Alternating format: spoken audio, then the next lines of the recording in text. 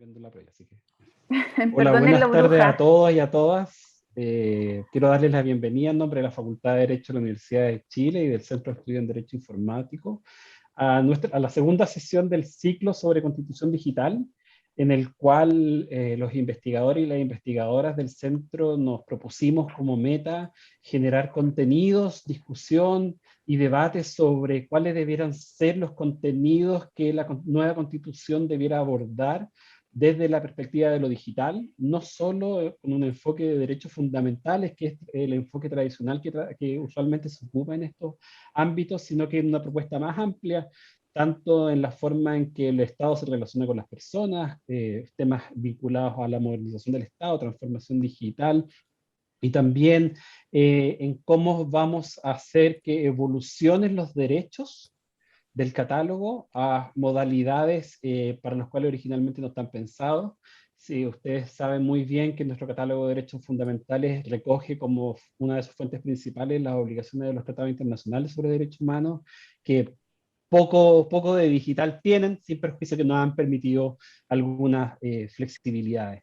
Hoy día nos acompañan nuestra querida investigadora Daniel Saror, quien va a hacer algunos de los comentarios respecto a los levantamientos de información que hemos hecho en estas semanas, pero también nos acompañan especialmente dos amigos de la casa, el ex senador y actual convencional constituyente Felipe Arboe, que le doy las gracias por aceptar nuestra invitación, y don Pablo Contreras, académico de la Universidad Autónoma de Chile y además un viejo conocido de nuestras actividades, a quien también agradezco enormemente la participación. Ambos tienen extensos currículum en esta área, por lo tanto nos interesaba mucho, tanto en lo académico, en lo político y en lo práctico, conocer su aproximación al debate que se nos viene. Recién estábamos hablando con Pablo, y aquí quizás Felipe nos puede ayudar respecto a cuándo va a ser el momento que se va a entrar en la conversación sobre derechos, sobre contenido de la Constitución. Además nos va a servir para fijar cuánto tiempo nos podemos demorar en este diálogo. Así que les doy la bienvenida a todos. Y para partir, queríamos nosotros contextualizar un poco esta conversación. Y como ustedes saben, nosotros en el caso de Chile tenemos una larga tradición de protección de aquello que intuitivamente nosotros llamamos privacidad. En nuestros primeros textos constitucionales, en el Reglamento Constitucional de 1812, de ahí en adelante, nuestros textos constitucionales han entregado algún nivel de protección a cosas como el hogar, los papeles, los efectos personales, la correspondencia, la epístola, la comunicación, y esto ha evolucionado en 200 años. O sea, nosotros tenemos una larga tradición constitucional de protección de lo que nosotros hoy día llamamos privacidad. Y hoy día, sin más, en nuestro texto constitucional tenemos al menos 5 derechos claramente diferenciados que construyen lo que yo he denominado un sistema de protección constitucional de la privacidad, que son los 5 derechos, que cada uno tiene su ámbito de aplicación, pero que se operan de manera conjunta, permiten protecciones simultáneas desde 2 estatutos jurídicos, desde 3 estatutos jurídicos distintos sobre ciertos hechos, circunstancias, antecedentes de nuestra vida cotidiana. Y yo creo que si nosotros evaluamos cómo ha funcionado en la práctica el sistema de protección constitucional de la privacidad en el derecho chileno, podemos sacar conclusiones que pueden ser súper útiles para el debate que se nos viene.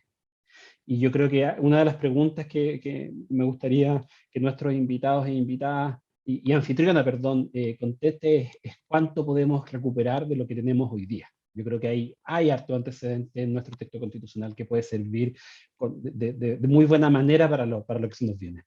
Y también nos motiva a tener esta conversación porque queremos identificar aquellas cosas de la vida cotidiana de las personas, aquellos espacios, acciones, decisiones o ámbitos de la vida de las personas, pero también las expresiones colectivas de estos asuntos que pueden ser objeto de protección en el nuevo derecho a la privacidad, si es que llegamos a la conclusión de que es necesario contar con un derecho de este tipo.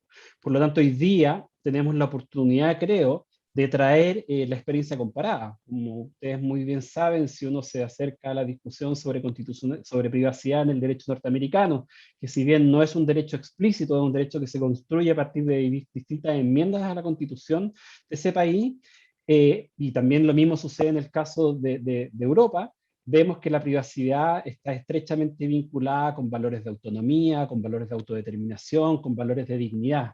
Y esto provoca un efecto expansivo mucho más amplio del derecho. Por lo tanto, nos interesa aprovechar el contexto de la discusión constitucional para traer aquellas cosas que han sido útiles en otros ordenamientos jurídicos y que han permitido dotar de un contenido mucho más rico a este derecho a la privacidad.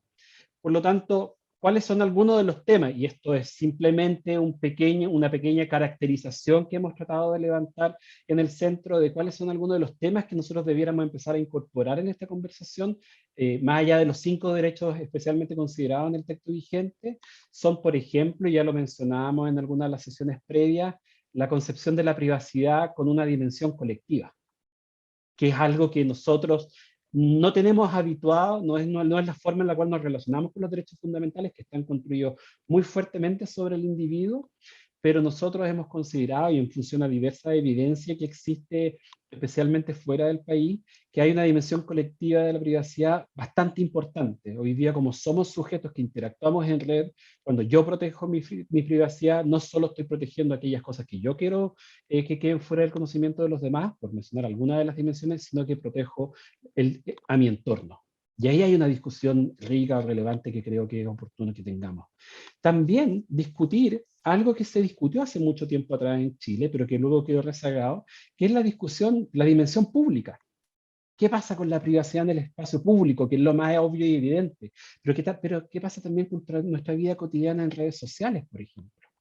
Cuando uno tiene una discusión legislativa respecto al alcance, por ejemplo, de las medidas de obtención de información de fuente abierta en el sistema de inteligencia, estaba pensado en antecedentes documentales que constaban en archivos, en oficios, en dependencias públicas.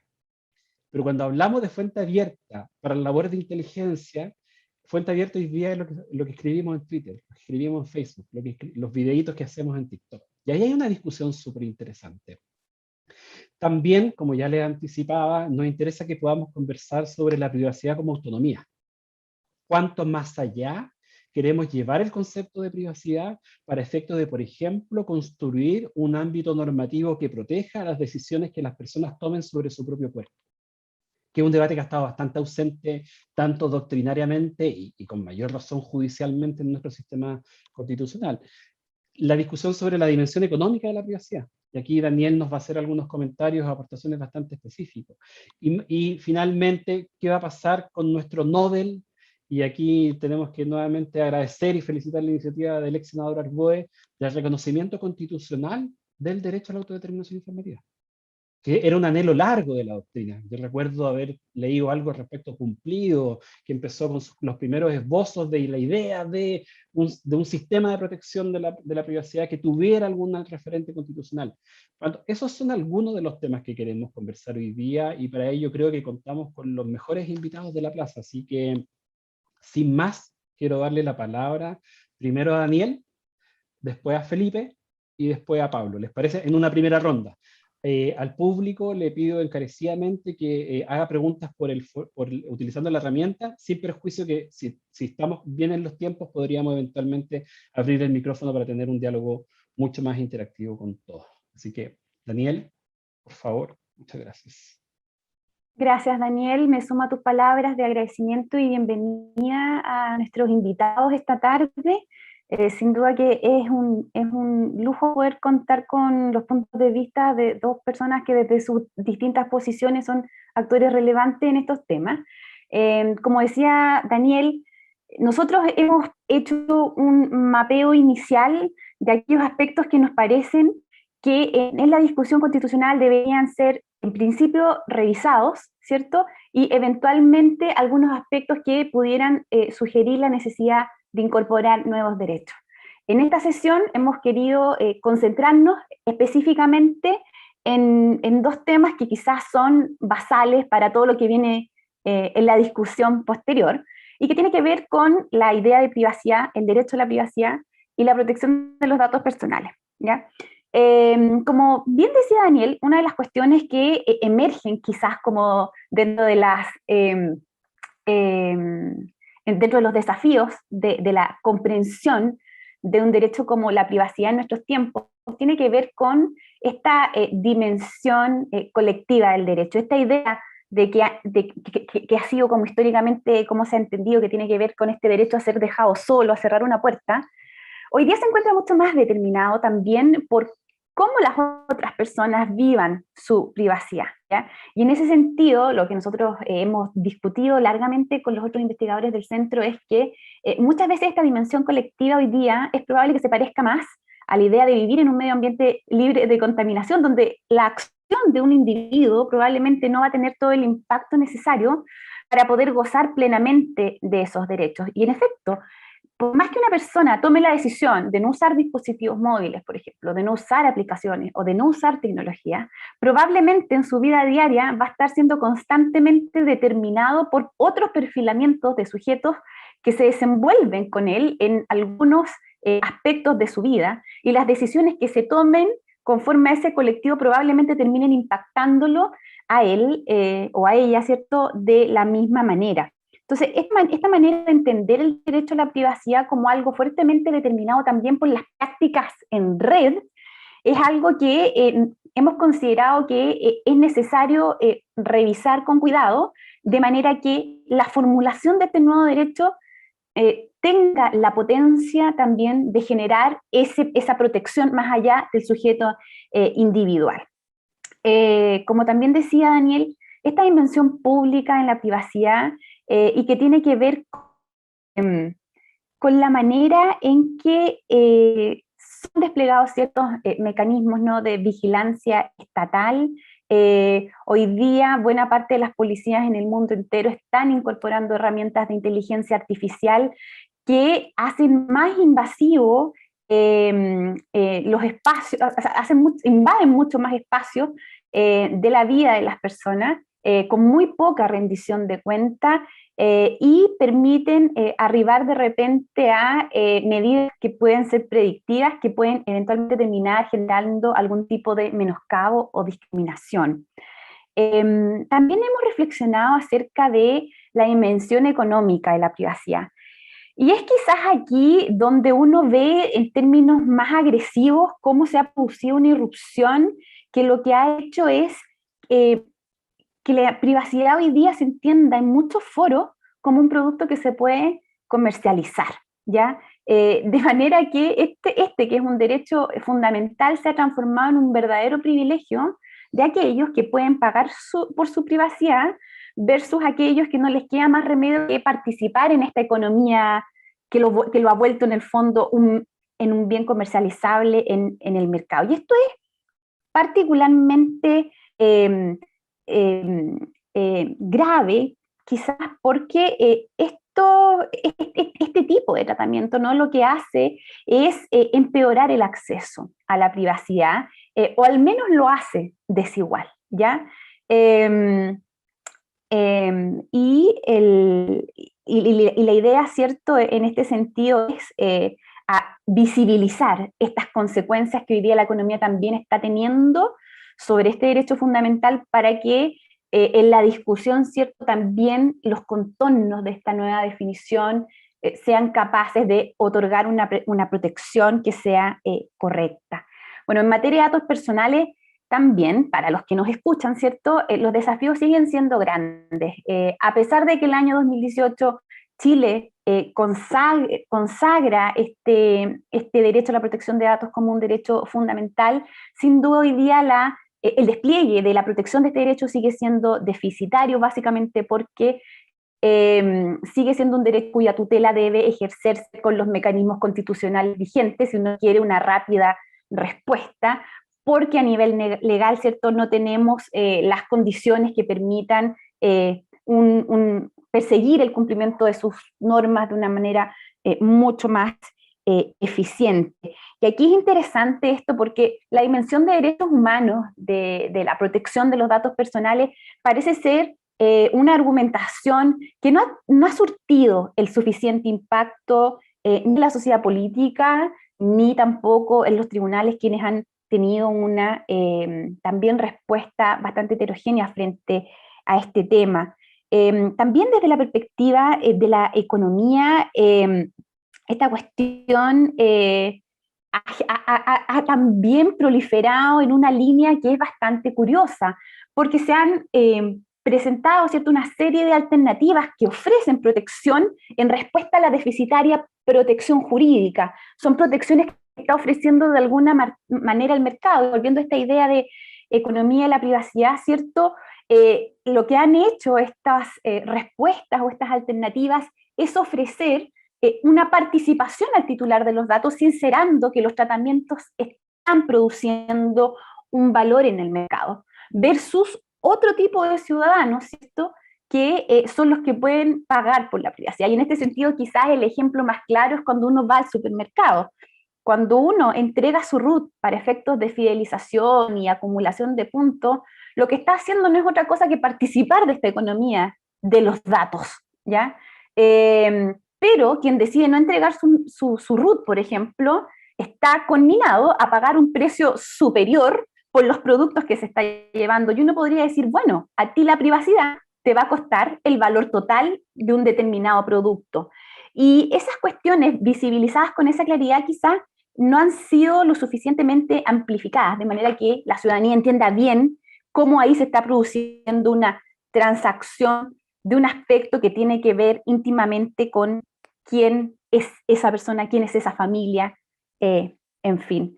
En materia de protección social también, hace unas semanas atrás, reflexionábamos acerca de cómo la protección de datos personales también debería ser protección social.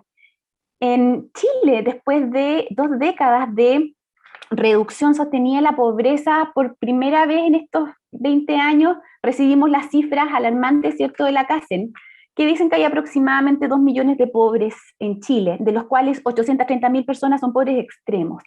Cuando tenemos ese incremento de población vulnerable en el país, lo que vamos a tener es una llegada mucho más grande de solicitantes de prestaciones sociales.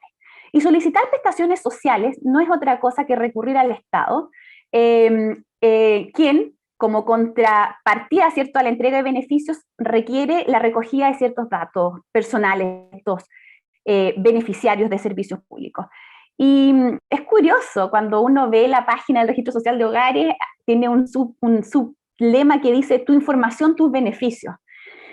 El costo, o sea, lo que paga una persona por acceder a los beneficios estatales es la apertura total acerca de quién es, de su vida privada, de su educación, o si no la tiene, de por qué no la tuvo, de las personas que viven en un hogar, de las habitaciones que hay, de lo que come, de los ingresos, y así una serie bastante amplia de información, muchas veces sensible, ¿cierto?, que va quedando recogida en el sector público, ¿ya? Con todos los problemas, además, que nosotros sabemos que hoy día existe, no hay autoridades, ¿cierto?, donde uno pueda reclamar en el caso de tratamientos ilícitos o indebidos, o aplicaciones discriminatorias cuando, o decisiones públicas, ¿cierto?, cuando estas se han basado justamente en tratamientos de datos que no son precisos, ¿ya? Entonces, ¿qué vemos con esto de nuevo? Que hay un grupo de personas de la sociedad, ¿cierto?, que tienen una tajada mucho mayor de la torta de privacidad versus otras que tienen un ejercicio mucho menos pleno, una versión mucho menos plena de esta protección de datos personales. Y aquí quizás quisiera hacer un punto que tiene que ver justamente con el enfoque de género de estos temas. Las mujeres en su rol de cuidadoras son quizás las que más información entregan al Estado, de manera que los datos personales de mujeres en poder del Estado son mucho mayores incluso que los que se tiene de los hombres, lo que en la práctica termina evidenciando que hay una vigilancia estatal también mucho mayor sobre la persona y el cuerpo de las mujeres, ¿ya? Y por último, para no extenderme mucho más, porque nos interesa escuchar a nuestros invitados, todos los temas que tienen que ver con inteligencia artificial. Hoy día no hay inteligencia artificial sin datos, y hay una porción importante de aplicaciones de inteligencia artificial que se desenvuelven o se despliegan porque utilizan o hacen tratamiento de datos personales. Esta es una cuestión particularmente importante y más especialmente aún cuando este tipo de aplicaciones de inteligencia artificial las ofrece el Estado, ¿ya? Hoy día estamos totalmente inermes frente a los tratamientos en esta materia que hace el sector privado. Tenemos un poco más de herramientas para controlar lo que hace el sector público, pero así las cosas necesitamos niveles importantes de actualización en términos de reconocimientos de derechos fundamentales y también respecto de mandatos, ¿cierto?, de la Constitución hacia el dominio legal para abordar de una manera sostenible este tipo de aplicaciones en el tiempo. Eso.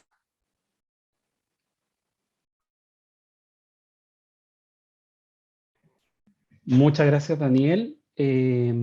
Como ven, hay varios temas que nuestro texto constitucional no tiene cómo recoger hoy día y que son temas que, tal como señalaba Daniel, al menos tenemos que discutir sobre la pertinencia de eventualmente incorporarlo en el texto constitucional.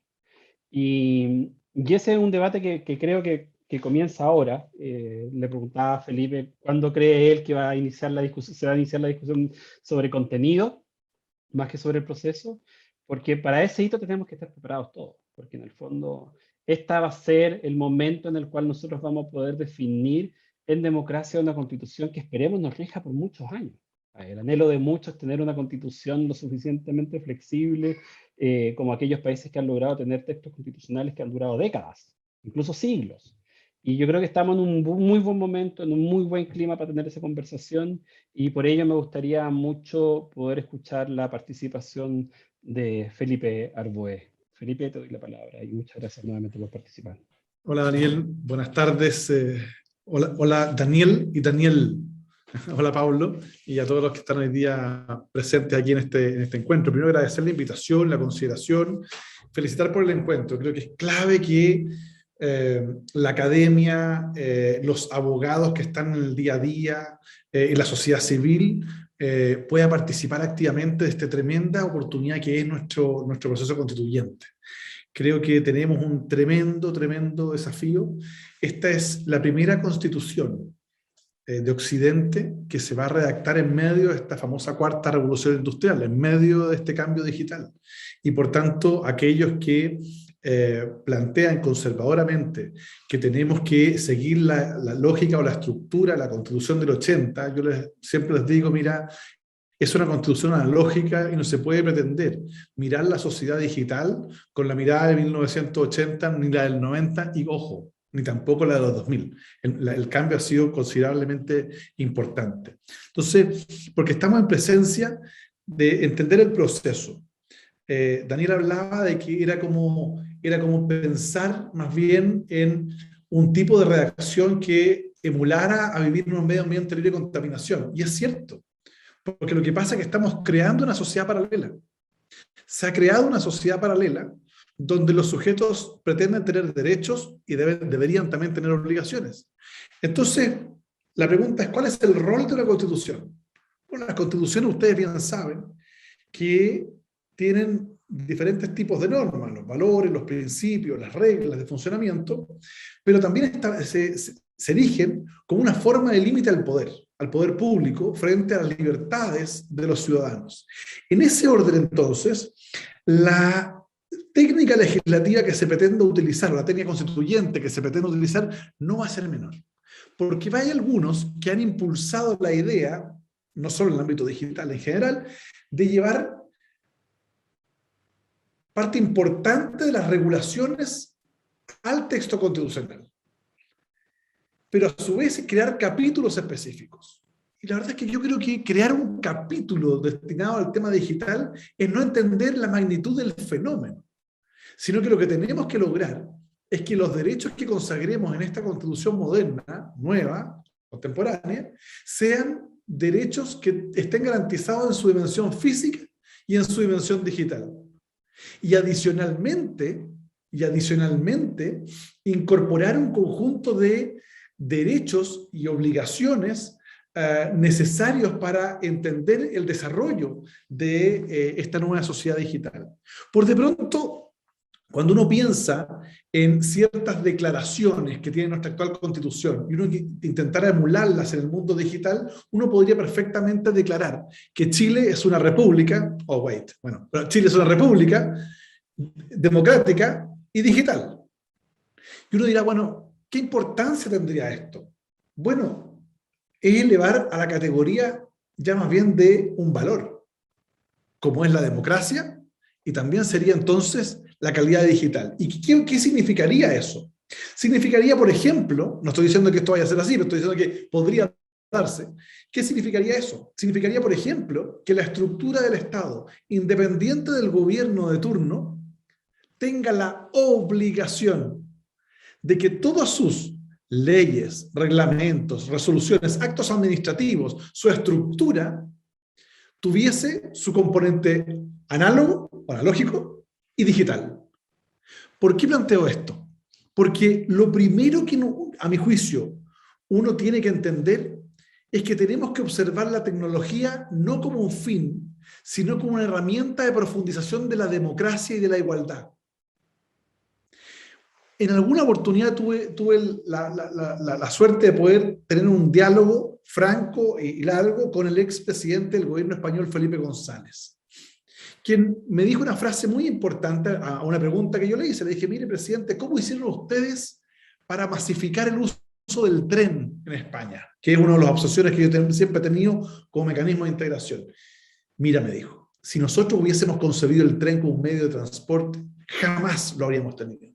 El tren está fundado en el acercamiento y la integración territorial, en el acceso democrático al transporte, en el acercamiento de los territorios. Inmediatamente, con posterioridad, a mí se me ocurrió decir, la tecnología tenemos que mirarla entonces como un mecanismo de igualdad, de integración territorial, de integración social. Porque una tecnología aplicada desde el Estado, implementada desde el Estado, permite en primer lugar tener un Estado eficiente, un Estado obligado a la accountability. Les voy a dar un ejemplo. Hace un tiempo atrás hice un ensayo con un conjunto de algoritmos en función de los presupuestos asignados.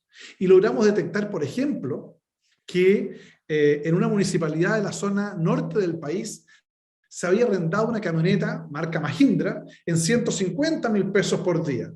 Pero el mismo mes, en una municipalidad del sur de Chile, se había arrendado la misma camioneta Mahindra por 35.000 pesos al día. La pregunta es, ¿hay un problema de probidad o de eficiencia? No, yo no soy quien para juzgarlo, pero quiero decir que la aplicación de algoritmos a la fiscalización del buen uso de recursos públicos podría generarnos incluso debates de carácter tributario, porque podríamos aumentar considerablemente los niveles de eficiencia del uso de recursos públicos. Entonces la tecnología como una herramienta de eficiencia del gasto, pero también como un mecanismo de acercamiento. Si hoy día resulta francamente vergonzoso que la región de Ñuble, que yo representé durante casi 8 años, tenga hoy día el 24% de conectividad digital. Es decir, hay un 76% de la población que no accede a conexión digital. Y por tanto, cuando yo escucho a la autoridad de Santiago decir que para revisar si es beneficiario o no del IFE o de no sé qué, que se conecta a www, le digo, hay 7 de cada 10 habitantes de esa región que no se pueden conectar. O cuando se habla de la factura electrónica, yo le explicaba al director de impuestos internos, le decía, a mí me parece fantástico, yo soy súper digitalizado, pero yo vivo en Santiago. ¿Qué hago con la gente que vive en Alto Biobío? O con la gente que vive en Santa Bárbara, que no tiene señal de teléfono, o sea, estamos en un estado anterior. Entonces, la digitalización como herramienta de inclusión económica también es muy importante. La digitalización como herramienta de instrucción educacional, de generar herramientas. Podríamos perfectamente hoy día crear una revolución desde el punto de vista académico y hoy día tener clases con los mejores profesores del mundo a distancia. Y podríamos darle a los alumnos de las pequeñas comunas del país, que hoy día tienen niveles cuestionables de calidad de educación, darle una especie como de propedéutico online. O desde el punto de vista del acceso a la salud. La posibilidad, por ejemplo, que fue un buen intento, no sé si bien implementado, pero un buen intento, de tener, por ejemplo, la telemedicina. Si va a ser imposible que de aquí a los próximos 40 años tengamos la cantidad de especialistas que se requieren, no lo vamos a tener. ¿Para qué necesitamos tantos especialistas si eventualmente podíamos tener acceso por la vía del sistema de telemedicina? Y esto nos abre un debate, que voy a entrar después, que es el tema de, como decía Daniel, de los datos, ¿no? De los datos derivados de cada una de estas aplicaciones que estoy planteando. Entonces, cuando uno concibe la tecnología como una herramienta de integración social, de integración económica, de integración territorial, uno dice, bueno, si la concebimos de esa forma, entonces el tratamiento constitucional que tenemos que hacer es un tratamiento de carácter integral.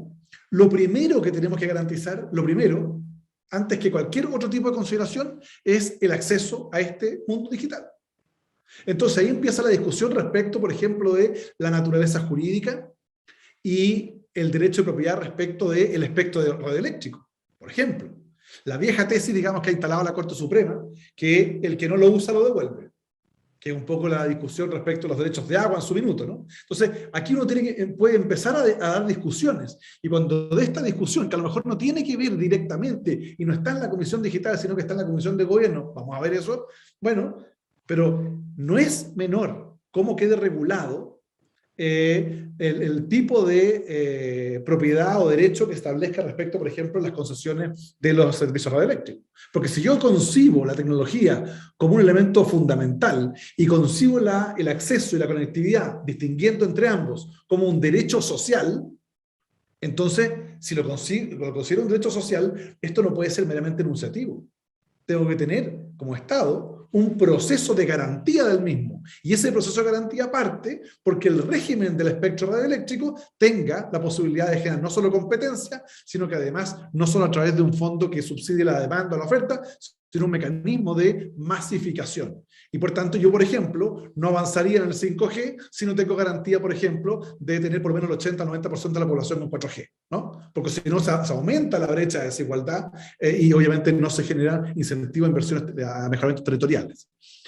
Luego, garantizado entonces el derecho a acceso a este mundo digital, tenemos que pasar entonces a la regulación de decir, bueno, si todos vamos a tener la garantía de poder vivir en esta sociedad digital, tenemos que entonces regular ciertos derechos o consagrar o reconocer ciertos derechos y establecer ciertas obligaciones para que en esa vida haya condiciones que respeten nuestros derechos fundamentales. No sacamos nada con crear una sociedad paralela donde no tengamos el respeto a los derechos fundamentales. Y ahí, bueno, nos metemos a los elementos probablemente que más se destacan. La privacidad. La privacidad no solo en su dimensión individual, también en su dimensión colectiva, que tiene que ver, digamos, con un conjunto de elementos, ¿no? Pensar, por ejemplo, como dice el propio documento que motivó esta discusión, la protección de la intimidad, la autodeterminación personal, la respuesta como un mecanismo de respuesta a todo el sistema de vigilancia estatal. El sistema de vigilancia estatal crece y crece y crece en la medida que crece el miedo, el miedo y el miedo. Pero la pregunta es, bueno, ¿qué garantía tenemos los ciudadanos de que ese régimen de vigilancia estatal, que puede parecer o que puede ser incluso necesario para garantizar ciertas condiciones básicas de seguridad, nos otorga seguridad en la esfera digital?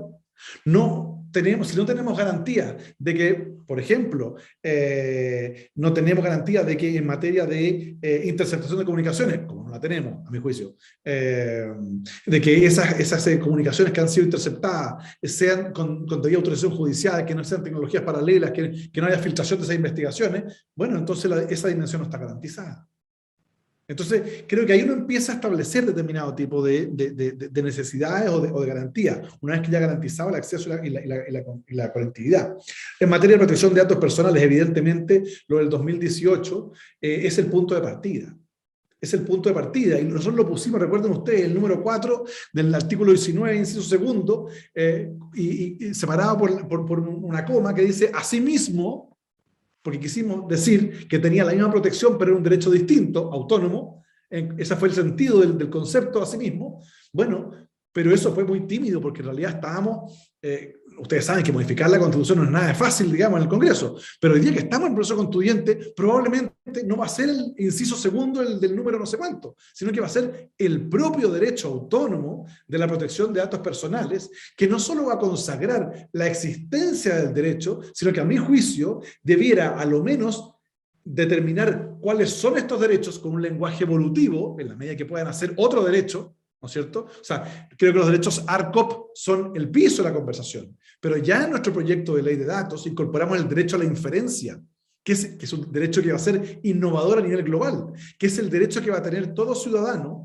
que se sienta afectado por una decisión algorítmica para exigir la exhibición de los patrones de programación. Porque todos sabemos que los algoritmos no son ni buenos ni malos, pero son programables, pues. Entonces, evidentemente, si vamos a tener una masividad de las decisiones adoptadas vía algoritmo, tiene que haber un correlativo derecho de quien se siente afectado por una decisión de esa naturaleza. Porque si no, va a ser lo mismo que cuando uno que tiene un reclamo contra una compañía hoy día de servicios básicos que le contestan puros chats, digamos, o puras grabaciones que al final no tienen con quién enojarse, digamos, ¿no? Al final del día es un problema y el derecho se transforma en una mera expectativa, frustrada por lo demás. Luego, deberíamos incorporar también, a mi juicio, en materia de protección de datos, la consagración de la Autoridad de Protección de Datos. No quiero decir con esto que la Autoridad de Protección de Datos deba tener autonomía constitucional. No necesariamente. Yo creo que la autonomía constitucional a esta altura no es garantía de eficacia ni de buen comportamiento, para que se lo digo. Hay instituciones, yo siempre pienso en la Defensoría, que nunca logró lamentablemente la autonomía constitucional, pero es mucho más autónoma que otras instituciones que tienen autonomía constitucional y la verdad es que dejan harto que desear. Entonces, pero sí creo que la Constitución debe establecer que debe existir una autoridad que sea autónoma del poder político. Eso me parece que es fundamental. Y ahí Chile estaría en un nivel, digamos, de las ligas mayores en materia de protección de datos. Debemos establecer una acción de tutela. Si la vamos a incorporar dentro de la protección, fantástico, habrá que ver cómo se consagra eso, cómo vamos a compatibilizar eso con la acción de tutela, la acción de reclamación administrativa y las acciones judiciales. Bueno, habrá que establecer eso. Pero creo que no podemos perder la oportunidad de crear mecanismos a nivel constitucional en materia de protección de datos que nos amplíen este ámbito. Y dejar al ámbito legal, principio de legalidad, la regulación del resto. Y digo al principio de legalidad porque podría parecer obvio, pero no lo es. Porque hoy día una parte importante de la afectación de derechos de datos, particularmente del Estado, viene por vía reglamentaria. Y eso es un tremendo problema. Es un tremendo problema porque se deja al arbitrio de la autoridad de turno el ejercicio de un derecho que incluso afecta a su esencia. Recordemos el famoso caso fue el 222, Daniel, ¿tú me recuerdas? Creo que fue el 222, que se pretendía modificar vía decreto en el Ministerio del Interior en el gobierno anterior. O sea, que yo me opuse y logramos echarlo abajo, pero era mi gobierno, pero no era aceptable, digamos, porque efectivamente se iba a quedar un precedente de una afectación de un derecho en su esencia por vía de decreto. Entonces, no podía ocurrir.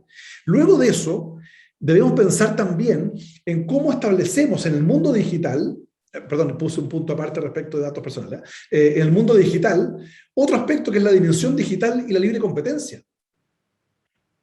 Porque, no digo esto en la Constitución, digo que tenemos que hacernos cargo de esto. Porque evidentemente tenemos un problema entre la actividad económica física presencial y la actividad económica digital, donde se produce un problema de falta de equilibrio muchas veces y falta de regulación. Y es natural, porque son entidades que muchas veces tienen domicilios foráneos y por tanto no operan, no tienen ni siquiera domicilio en Chile. Y eso genera una afectación, digamos, de los negocios, de la posibilidad de actividades económicas en Chile. Entonces, también hay una dimensión de libre competencia que tenemos que mirar. La inviolabilidad de comunicaciones. Ya lo hemos tocado, pero es un elemento clave. Creo que hay que actualizarlo y hay que ampliarlo también. Y hay que entender también, por ejemplo, en materia de inviolabilidad de las comunicaciones, que no solo tenemos hoy día la comunicación privada entendida con el correo electrónico, tenemos que ponerle una dimensión más bien de lenguaje evolutivo, porque el correo electrónico ya es pasado, uno conversa con los millennials y no es tema el correo electrónico, ya es lento, hoy día la comunicación es instantánea, mañana va a ser otra. Y por tanto, en la Constitución tiene que tener la posibilidad de tener ese lenguaje evolutivo.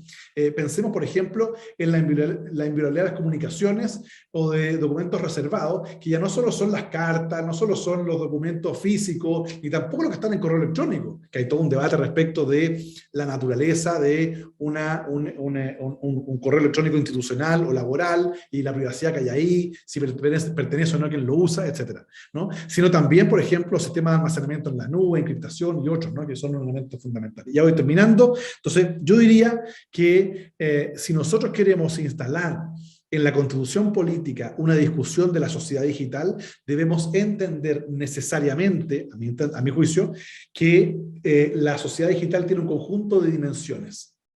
Y estas dimensiones tienen que tener, por lo menos un enunciado constitucional o que deje la puerta abierta para el desarrollo de estas.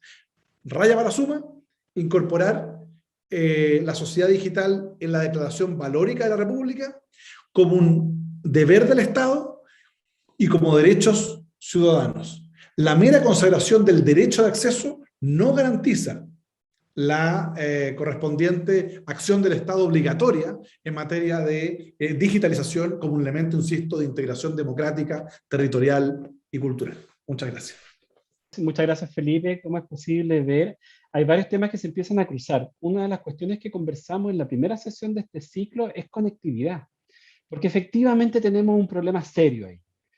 Se entregó la posibilidad de que las personas se conecten a la red a un sistema basado en oferta y demanda que ha dado cuenta, especialmente en territorios alejados. Y ni siquiera en territorios tan alejados, incluso hay problemas de conectividad en barrios céntricos de Santiago, por un problema de competencia también, a la lógica de mercado. Y quizás, como este es un elemento gatillador muy importante del resto de cuestiones, es algo sobre lo cual nosotros también queremos volver en algunas sesiones próximas.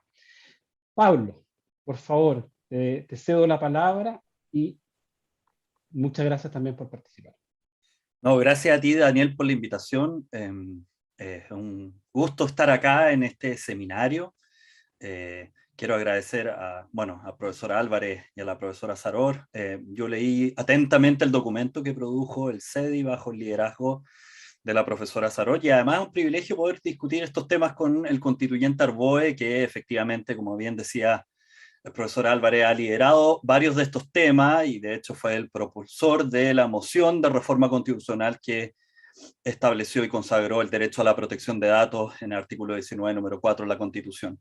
Yo voy a hacer una breve exposición bastante más acotada de la amplitud de los temas que presentó el constituyente Arboe, y me voy a enfocar en este derecho, que es un, comillas, nuevo derecho, tiene 3 años, va a cumplir, y que sin embargo yo creo que es una promesa, o digámoslo así, una expectativa normativa defraudada.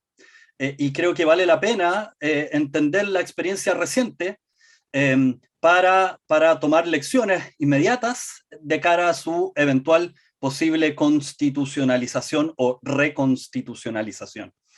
¿Ya? Y ahí pretenderé abordar algunos de los puntos que ustedes han planteado, que me parece que son interesantes desde el punto de vista de los fundamentos y la conceptualización de la autodeterminación informativa y de la privacidad en términos generales. ¿Ya? Lo primero que hay que decir es que, a ver, fíjense que el catálogo de derechos fundamentales del artículo 19 solo ha sido modificado para incorporar derechos en 2 oportunidades. Se introdujo la libertad de creación artística el año 2001 como fruto de las reformas constitucionales para hacer cara a la sentencia de la Corte Interamericana en el caso Olmedo versus Chile, el caso Última Tentación de Cristo, y luego el único otro derecho que ha ingresado a la Constitución de 1980 es el derecho a la protección de datos personales. Entonces, es interesante tener este dato a la vista. El catálogo es un catálogo bastante limitado, circunscrito a su tiempo, que tiene su origen en su matriz ideológica en el Acta Constitucional número 3, y así lo hemos expresado en un manual de Derecho Constitucional con el profesor Lovera.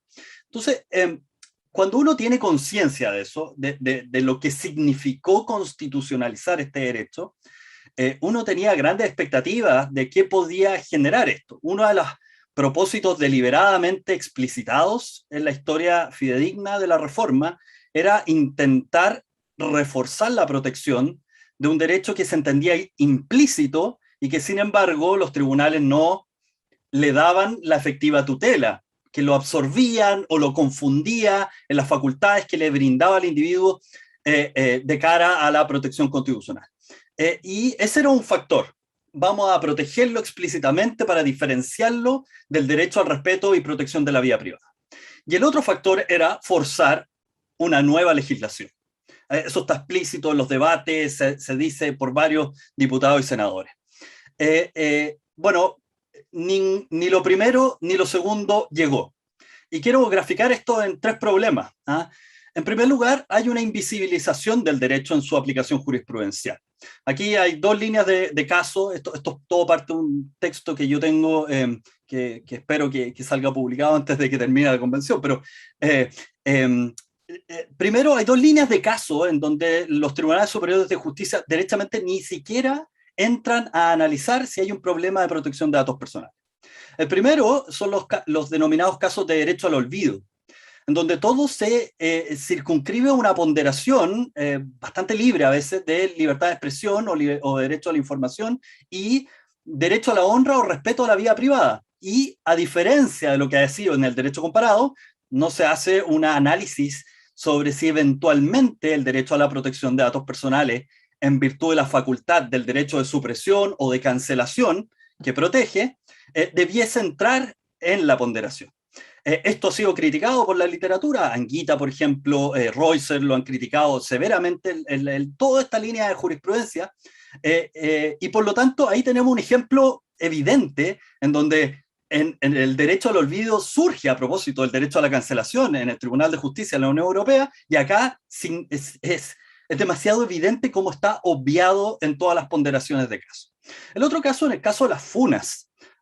La jurisprudencia sobre funas de la Corte Suprema nos demuestra que los casos se resuelven sobre la base de derecho a la honra y derecho a la propia imagen como un derecho implícito.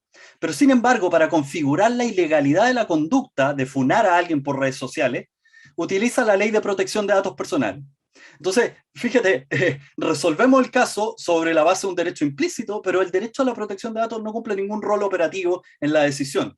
A veces hay algunas decisiones que lo citan, pero ni siquiera entran a analizar. Entonces ahí tenemos que el objetivo de meter un derecho que es distinto de la privacidad, de la honra, no tiene ningún efecto práctico en casos jurisprudenciales.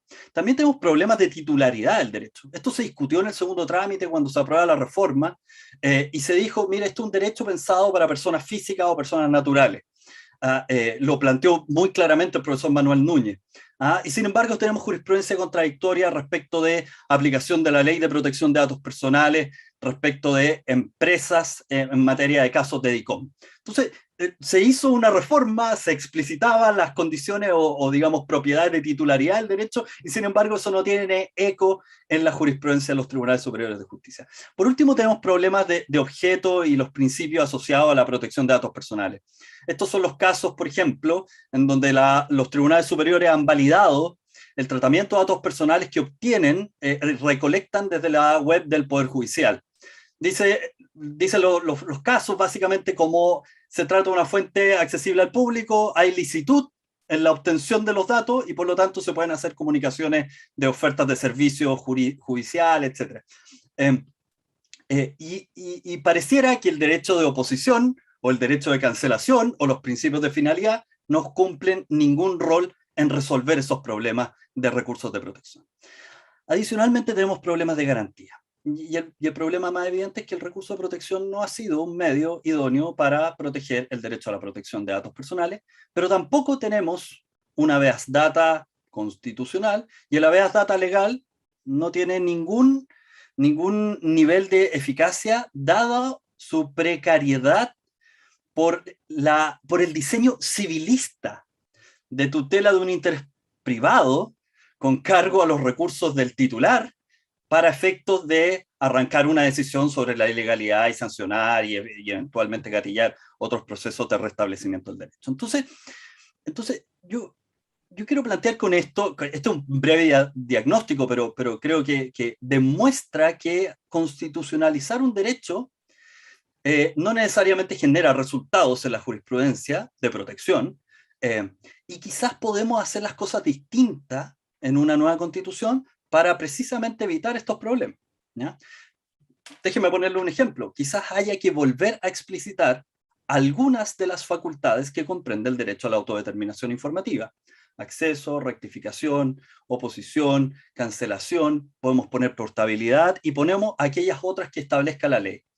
Fíjense que en la tramitación legislativa de la reforma se dijo, mire, saquemos esto porque no hay que caer en la obsolescencia tecnológica. Y eso es correcto desde el punto de vista conceptual, pero hay técnicas normativas para tener un core, un núcleo definido y sin embargo dejar la posibilidad de desarrollo legislativo posterior o de complementación. Eso técnicamente se llama reserva legal complementaria y no hay ningún problema, eso lo ha reconocido la doctrina constitucional chilena. Entonces, eso es un elemento. El otro elemento que es clave es desde el punto de vista de la garantía. Y aquí quiero decir dos cosas. Una es la garantía jurisdiccional, en donde si el habeas data va a ser reconocido constitucionalmente, permitiría distinguirse de las precariedades procedimentales del recurso de protección, que carece de una sensibilidad desde el punto de vista de las reglas de tramitación respecto de el titular de derecho. ¿Ah? Entonces, el habeas data, si es reconocido explícitamente, sería una modalidad de garantía jurisdiccional distinta al recurso de protección y que tendría un correlato con el derecho a la protección de datos personales evidente. Ahora, esa es la garantía jurisdiccional. Y yo también, nuevamente ahí, creo que eso, sin una autoridad de control, es nuevamente letra muerta. Por los costos de transacción del litigio, por la falta de especialización en la gestión y en el conocimiento del asunto, etcétera, etcétera. Esto está bien documentado en la literatura nacional. Entonces, lo que dice el constituyente Arboe me parece de toda lógica. Aquí hay que poner una mención de que sea el legislador quien cree una autoridad de control que tenga ciertos elementos que estén definidos en la Constitución como su independencia. Esto es lo que hace la Carta de Derechos Fundamentales de la Unión Europea. Fíjense, la Carta de Derechos Fundamentales, cuando establece el derecho a la protección de datos, menciona algunos de sus atributos, no todos. Acceso, por ejemplo. ¿Ya? Y también hace la mención a la autoridad de control y que tiene que ser independiente. No dice nada más. ¿Ya? Esto es relevante a efecto de resolver una serie de problemas que sí tenemos en la tramitación de la reforma a la Ley de Protección de Datos Personales. Por ejemplo, que ninguno de los proyectos que se han presentado desde el 2008 en adelante tiene una autoridad de control que fiscalice a todos los poderes del Estado y a todos los particulares. El proyecto que actualmente se tramita, y el proyecto que se presentó originalmente en el segundo gobierno de la expresidenta Bachelet, tienen una cláusula que exime a todos los órganos constitucionales autónomos por una interpretación del Tribunal Constitucional de autonomía constitucional como autarquía. ¿Ya? Entonces, tenemos el Ministerio Público fuera de la competencia de una autoridad de control. Eso no resiste análisis. ¿Se fijan? Las pocas excepciones que hay con mecanismos muy ad hoc son en los sistemas de inteligencia. Y aún así, por ejemplo, en la Unión Europea hay un tercio de los estados que sí reconocen competencia a las autoridades de control de protección de datos para estas materias. ¿Ya? Entonces, yo creo que ahí hay un punto central. La mención constitucional para la autoridad de control independiente permite salvar los problemas de eventuales competencias sobre cualquier tipo de órgano autónomo constitucional que se vaya a crear. No es necesariamente así, porque podría ser que el día de mañana no sigamos la interpretación que el Tribunal Constitucional chileno adoptó en el caso, en el control preventivo de la Ley de Transparencia, donde fijó esta idea autárquica de autonomía constitucional. Quiero cerrar con algunos elementos que conectan con el documento y con la presentación que hizo la profesora Saró. Cuando habla de la dimensión colectiva de la privacidad y conecta esta idea de privacidad o autodeterminación informativa como en conexión con el derecho a vivir en un medio ambiente libre de contaminación, ahí lo citan en función de los textos de Bellis y de Zuboff. Efectivamente, Carissa Bellis hace ese ejemplo de medio ambiente, de hecho. También esto está, si uno revisa en los filósofos de la información que han trabajado estos tiempos, como Luciano Floridi, lo ven desde una perspectiva que no necesariamente hay que pensarlo desde el punto de vista de la teoría clásica de los derechos fundamentales como derechos públicos subjetivos. Entonces, yo no sé si hay mucha ganancia, por así decirlo, en conceptualizarlo como el derecho a vivir en un medio ambiente libre de contaminación, que eso es la propuesta de una filósofa como Bellis, pero no es la propuesta de un constitucionalista necesariamente. Un constitucionalista alemán diría: la dimensión colectiva de un derecho es la dimensión objetiva de los derechos fundamentales, en donde los derechos fundamentales constituyen un orden objetivo de valores que irradia todo el ordenamiento jurídico, que obliga a todos los poderes públicos, que establece mínimos en la formulación de políticas públicas, en la adjudicación de casos de derecho privado o derecho penal. Entonces, eso es un concepto constitucional que el constitucionalismo alemán y español y portugués ha desarrollado y que tiene mucho desarrollo dogmático, que perfectamente es trasladable a nuestra discusión, de hecho algunos lo hemos planteado, y que podría tratar de hacer perder la dimensión individual del derecho y complementarlo con la dimensión objetiva del derecho. ¿Y por qué digo esto? Porque obviamente la autodeterminación informativa, en tanto cuanto condición de agencia moral y política, es una condición de ciudadanía, ¿ya? Yo creo que ahí conecta muy bien con lo que decía la profesora Sarori y sobre esta mirada amplia que planteaba el constituyente Arboe. La condición hoy día para obrar en el mundo, en la comunidad política, no es solo, obviamente, una condición de libre desarrollo de la personalidad, sino también una condición de identidad personal que se expresa en información. Aquí, no sé, Koopman, por ejemplo, tiene un libro maravilloso de cómo nos convertimos en nuestros datos. Nosotros somos agentes informacionales, seres informacionales, somos información. Los que hayan visto Blade Runner 2049 lo saben muy bien, digamos. ¿Ah? Cuando en un diálogo Ryan Gosling habla con su inteligencia artificial, le dice, aquí está la expresión de un ser humano y es una cadena de ADN, eso somos una cadena de ADN y la inteligencia artificial son 0 y 1, digamos. ¿Ah? Y Ryan Gosling galán le dice, bueno, es la mitad de 4 caracteres de ADN, pero el doble de elegante, querida. Entonces, fíjense, somos seres informacionales y por lo tanto la autodeterminación informativa opera como agencia política. Y en este punto, y con esto voy cerrando porque estoy pasado en un minuto, creo que es más fácil entender los problemas contemporáneos que genera la digitalización de la información en las prestaciones sociales estatales, que era lo último que mencionaba antes de entrar en inteligencia artificial, y sobre eso quizás podemos conversar después, pero que efectivamente las personas, los pobres, son sujetos informacionales que están en las garras del Estado, digámoslo así, que requieren para su subsistencia las prestaciones sociales en donde el Estado reclama un legítimo interés de velar por el buen uso de los recursos públicos, para focalizar las prestaciones, para controlar la corrupción, para prevenir defraudaciones, y eso es un legítimo interés que permite, obviamente, esa recolección que autoriza, o sea, digámoslo, en el caso del Tribunal Constitucional Federal Alemán, donde se crea este derecho, el primer caso, el microcenso del año 69, el Tribunal Constitucional le reconoció al Estado la facultad para recolectar todos esos datos, porque hay un interés social prevalente, hay un bien colectivo relevante en ese tratamiento de datos. ¿Ya? Entonces, las prestaciones sociales pasa lo mismo.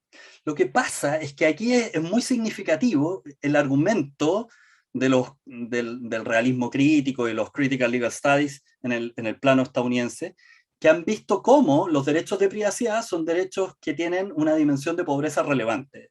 Aquí Chiara Bridges tiene un libro magnífico, The Poverty of Privacy Rights, en donde argumenta básicamente lo que planteó la profesora Saror, de cómo, por ejemplo, las mujeres pobres que tienen acceso a beneficios, que están sometidos, digamos, a una serie de interrogatorios para verificar si pueden abortar y recibir la prestación sanitaria o acceder a los vouchers de comida, etc. Claro, se tienen que desnudar informacionalmente frente al Estado. Mientras que, y fíjense, esto se está discutiendo hoy día en el Congreso Nacional, para poder conocer los saldos de cuentas corrientes de las personas ricas y verificar si están pagando impuestos y están declarando lo que realmente tienen, ahí los derechos de privacidad son sumamente poderosos y no son pobres para nada, digamos. Entonces, ahí uno tiene que pensar que los intereses estatales, que son bien ponderados, no debiesen tener esas distinciones de igualdad y de clase social, pero sí debiesen brindar un marco igualitario de garantías para efectos de pesquisar posible infracción a los contenidos esenciales de esos derechos. Y por eso la pata de garantía, tanto jurisdiccional como institucional, es tan relevante. ¿Ah? Porque no le podemos negar al Estado ese interés. Aquí hay que hacer ese trade-off. El Estado requiere información para poder actuar eficazmente y lograr los objetivos sociales que nos proponemos, pero a la vez requiere proteger de forma igualitaria a estos sujetos informacionales. Entonces, con esto voy cerrando. Yo creo que el desafío es doblemente grande, porque nosotros acabamos de constitucionalizar el derecho hace 3 años y no surtió efecto. Entonces, ¿tenemos realmente una segunda oportunidad? ¿Cómo lo vamos a lograr hacer bien para que esta vez sí las instituciones reaccionen? Esas son parte de las dudas que yo tengo y que expreso en ese trabajo. Muchas gracias. Muchas gracias, Pablo. Hay varias cuestiones que yo creo que podríamos intentar sintetizar para tener una conversación un poco más abierta. Y quiero agarrarme de tu último comentario, pero también retrotraerme a algunos de los comentarios que hizo Felipe.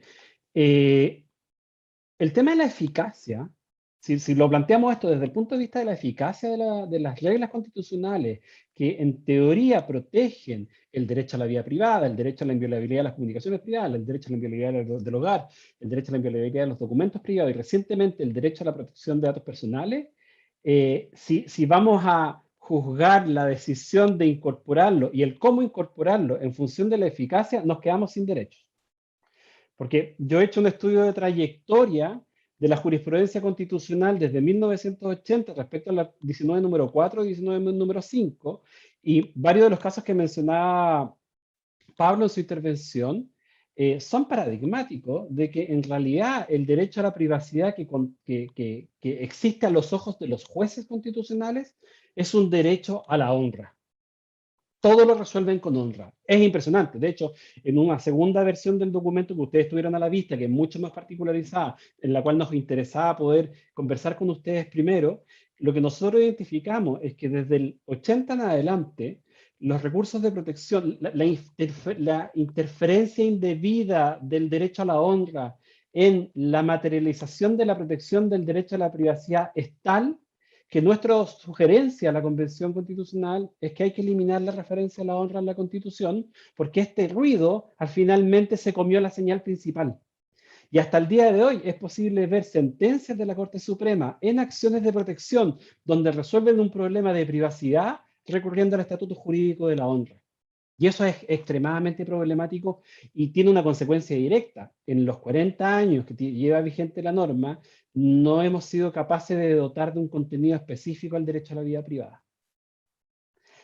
El único derecho del catálogo de derechos constitucionales de las 5 normas del sistema constitucional de protección a la vida privada que está en nuestra Constitución, que tiene un reconocimiento mucho más claro, mucho más definido y un contenido más definido, es el derecho a la inviolabilidad de las comunicaciones privadas, que era el punto que mencionaba Felipe.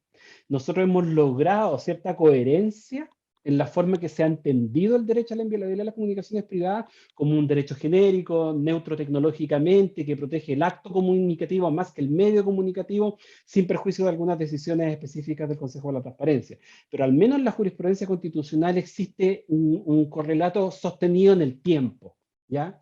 Por lo tanto, el hecho de la eficacia, yo creo que al revés, Pablo, es como el desafío de cómo logramos incorporar este conjunto de bienes que tienen que ser constitucionalmente tutelados de una forma que sea comprensiva, incluso en un contexto donde existe desinformación, donde existe falta de formación especializada en los jueces, donde sin perjuicio de los esfuerzos que han realizado el Poder Judicial a lo largo de varios años de intentar elevar el nivel y la calidad de la sentencia, seguimos teniendo estos tipos de problemas en la aplicación práctica del derecho.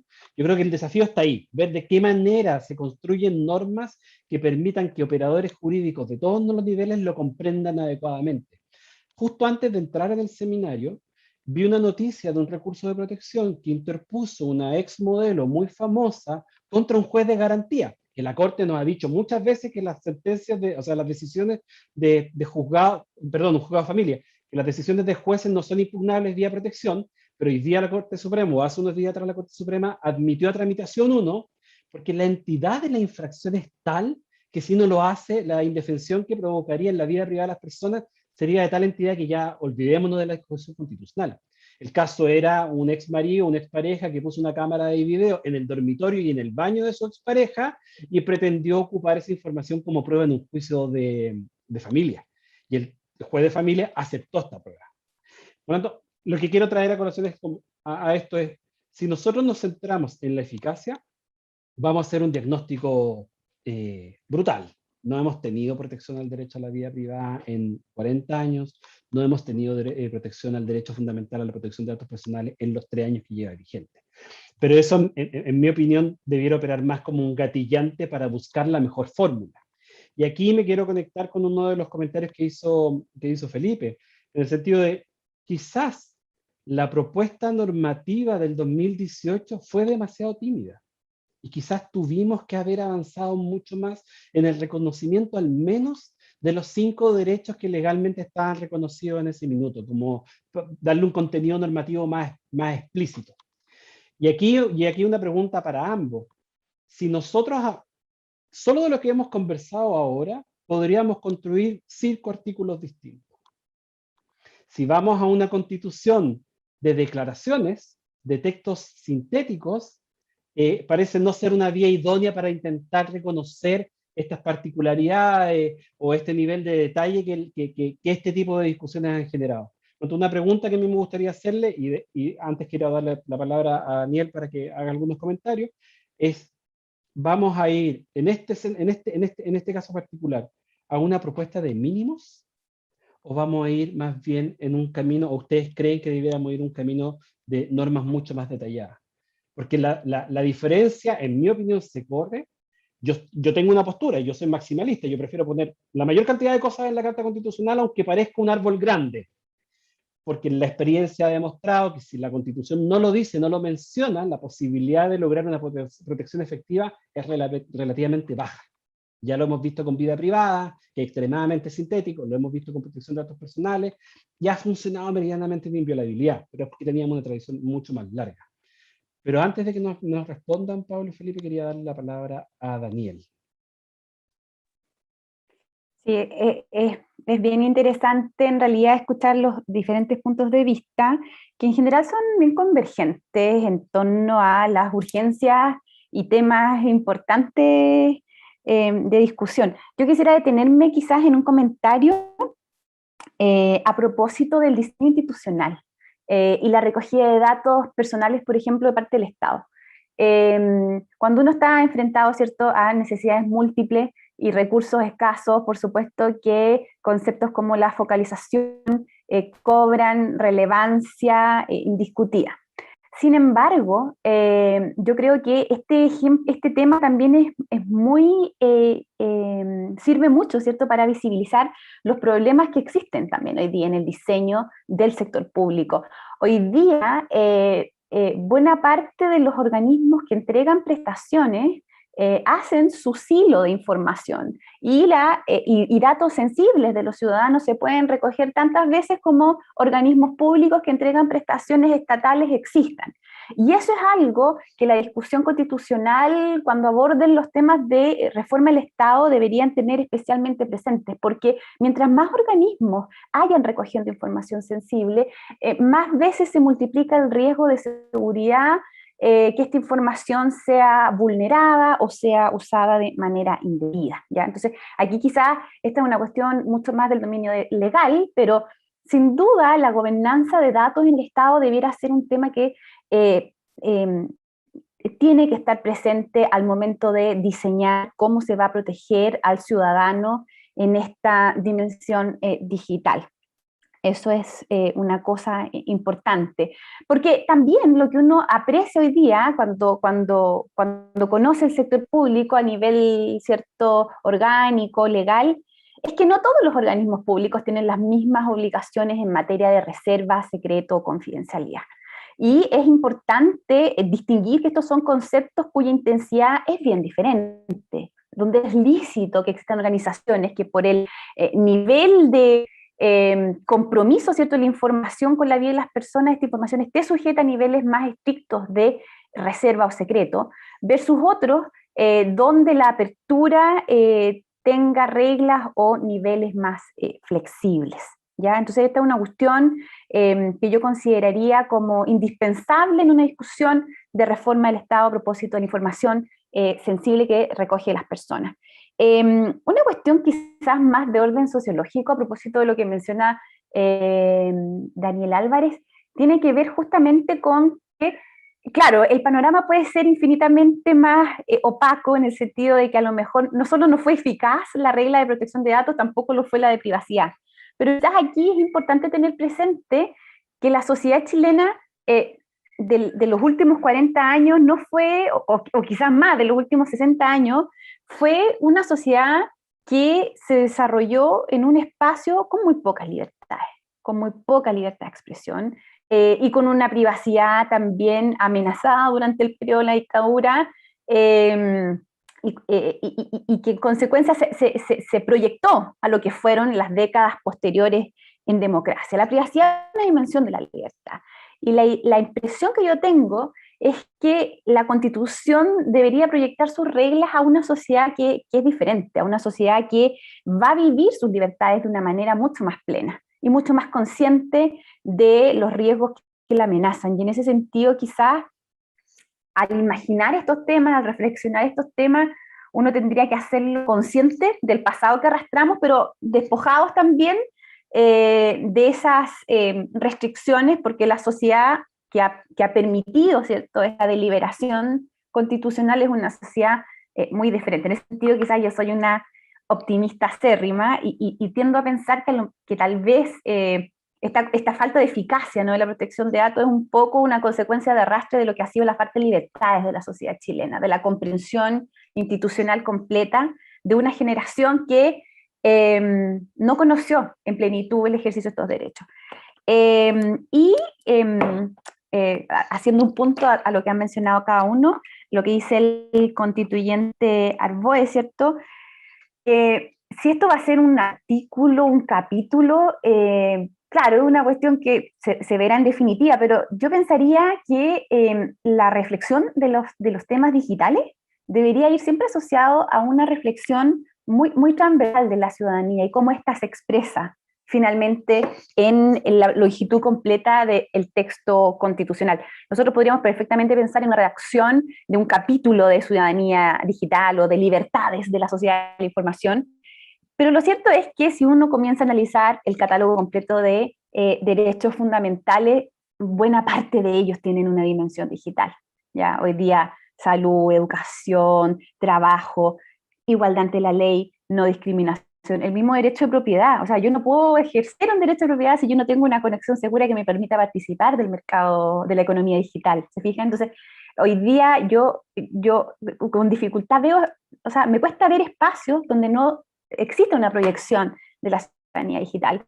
Y lo mismo a propósito de la definición de lo que es conocido, ¿cierto?, como la sala de máquinas. La sala de máquinas hoy día también tiene que tener esta conciencia de que eventualmente existe en el mundo real, pero también tiene que tener esta regla, ¿no?, de poder existir de manera digital. Y quizás aquí, como yendo a los temas quizás menos discutidos en nuestro ambiente, hay un par de cosas que han permanecido iguales en los últimos 200 años de historia prácticamente universal, que tienen que ver con el ejercicio del poder legislativo y el poder judicial, que son también dimensiones del poder hoy día que están siendo también objeto de intenso uso de tecnología y tratamiento de información de las personas. Entonces, los espacios que uno pensía que son los nichos donde este tema debería estar alojado, en realidad son mucho más amplios. Y en ese sentido también la invitación es como a despojarse quizás y pensar ser maximalista, como dice Daniel Álvarez en este sentido, pensar que todo tiene esa dimensión atravesada por la tecnología. Eso. Muchas gracias, Daniel. Felipe.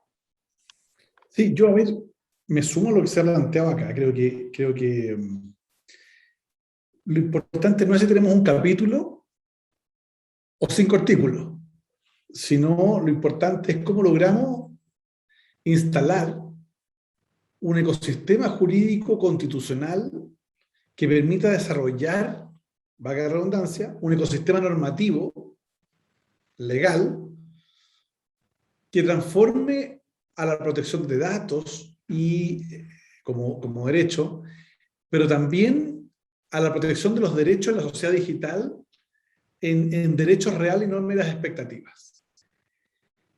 yo creo que tenemos un problema que algunos se van a enojar, pero como tengo la libertad de decirlo, lo digo.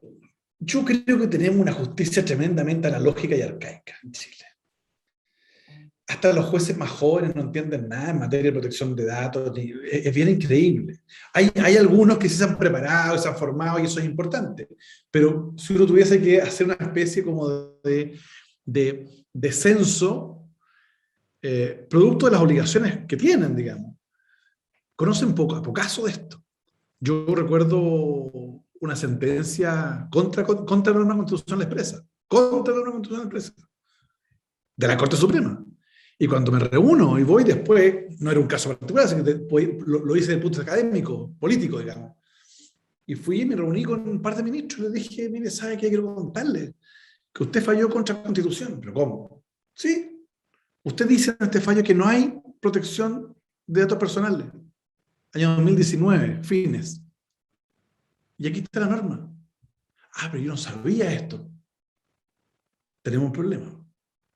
Ahora, cuando uno mira y hace un recorrido por la jurisprudencia de las diferentes salas cortas de apelaciones, ya hay de todo.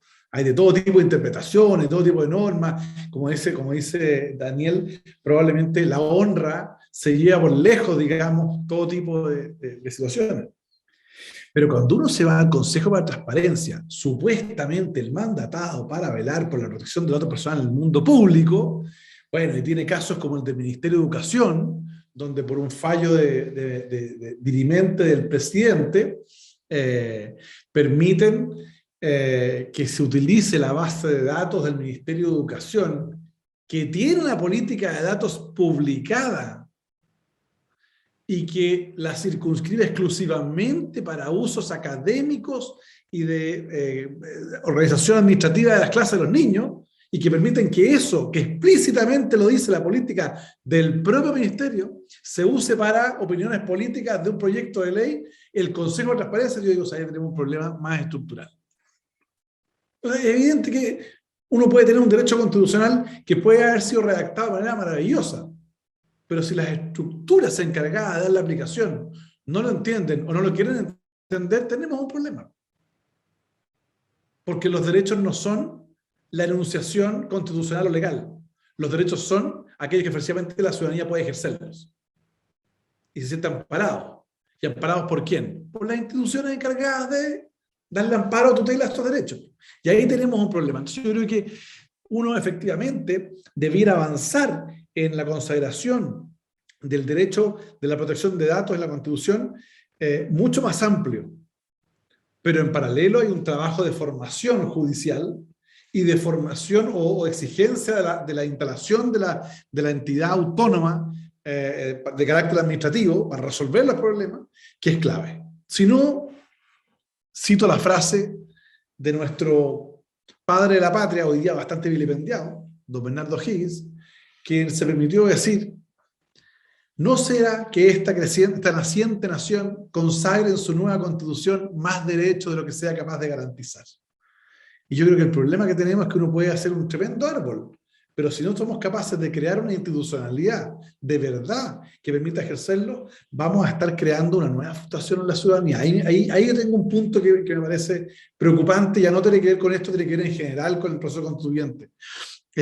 Y para terminar, yo diría, creo que es muy, muy importante entender desde el punto de vista de los constituyentes y de quienes vamos a estar en el proceso de decisión y también de quienes van a asesorarnos en el proceso de decisión, que se discuta sobre la base de artículos escritos.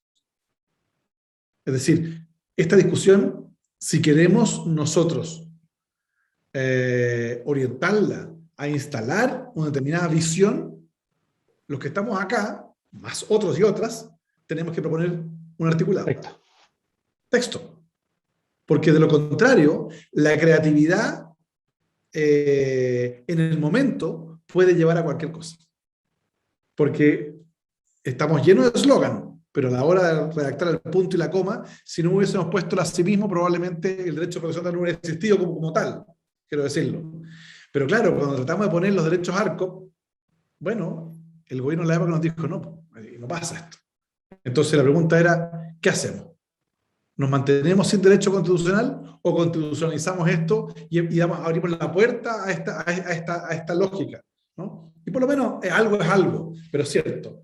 ¿Pudimos haber hecho más? No se pudo en su oportunidad porque el condicionamiento era eso o nada, y yo preferí por ello asumir mi responsabilidad de avanzar en eso porque creo que era el puntapié inicial para estar dando hoy día una discusión con la que estamos dando y por lo menos que este proceso constituyente tenga un punto de partida. De lo contrario, no habríamos tenido un punto de partida.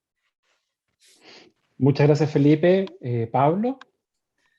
Yo creo que esa distinción entre constitucionalismo mínimo y maximalista o de alto grado de detalle, siempre lo he encontrado una trampa retórica que no es muy sustantiva. O sea, la Constitución portuguesa tiene casi 300 artículos. ¿Es una mala constitución por eso? La Constitución española del 78, que es de 2 años después de la portuguesa, tiene alrededor de 160, si uno cuenta las transitorias. Y está bien, digamos, y algunos artículos tienen 3 incisos o 3 numerales, y está bien. La Carta de Derechos Fundamentales de la Unión Europea tiene en un artículo con un inciso el derecho a la protección de la vida privada y la inviolabilidad del hogar y las comunicaciones, mientras que protección de datos personales tiene 3 incisos. O sea, tiene el triple de vida privada. ¿Pero por qué? Porque está dentro de un sistema de protección de los derechos humanos en donde uno de los artículos más resueltos por el Tribunal Europeo de Derechos Humanos es el artículo 8, el respeto a la vida privada de la persona y de la familia. Entonces, obviamente, la masa crítica, el desarrollo jurisprudencial, el tipo de nivel de profundidad de discusión, justifica que puedes tener una línea, digamos, una oración de unas cuantas palabras. Pero en otros casos, la Unión Europea dijo, mire, no, protección de datos, esto es para construir para el futuro, necesitamos mucho más detalle, y 3 incisos. Entonces, eso es caer en esa trampa retórica creo que es mala estrategia en general. ¿Ya? Si me dicen que la Constitución chilena va a tener 300 artículos, bueno, serán, si resuelven bien los problemas de distribución del poder, de constitución del poder democrático, del reconocimiento de derechos, etcétera, yo creo que andará bien. Quiero decir algunas cosas respecto del contenido mismo. Yo entiendo las limitaciones del reconocimiento del derecho el 2018 y creo que es muy bueno lo que dice el constituyente Arboe en este punto. O sea, obviamente, y por eso partí diciendo, ojo, solo se han agregado 2 derechos en el catálogo del 19. ¿Ya? Es importante tenerlo presente. El catálogo del artículo 19 ha sido intocable, básicamente. Y por lo tanto, agregar derecho era difícil. Y en este caso, uno de los colegisladores puso las trabas. Efectivamente, la indicación sustitutiva fue el Ejecutivo. ¿Ya? Entonces, entre tener nada y tener eso, ya era un paso diferenciar el derecho a nivel de texto. Y eso, pedagógicamente, fíjense, el marco literal tiene un elemento pedagógico central. Decir que ya no son lo mismo te permite hacer la capacitación, te permite mostrarle a los jueces otras cosas, de partida no tener que andar justificando dónde sale el derecho, etc. Una serie de cosas que es relevante. Entonces, lo mismo pasa con el grado de especificidad del tipo jus fundamental en el momento de consagrar el derecho. ¿Ah?